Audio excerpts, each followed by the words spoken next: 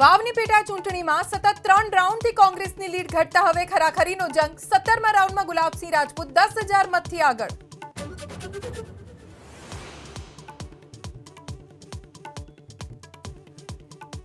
મહારાષ્ટ્રમાં મહાયુતિની પ્રચંડ જીત, ભાજપ ગઠબંધન 225 બેઠક પર આગળ, ભાજપમાં જબરજસ્ત ઉત્સાહનો માહોલ।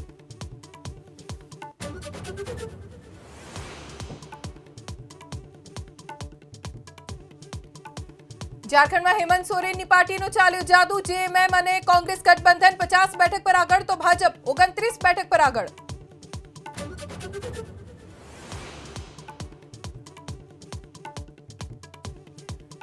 વાયનાડ બેઠકથી પ્રિયંકા ગાંધીનું લોકસભામાં જવાનું નિશ્ચિત, કોંગ્રેસ ઉમેદવાર પ્રિયંકા ગાંધી 3,38,000 મતથી આગળ।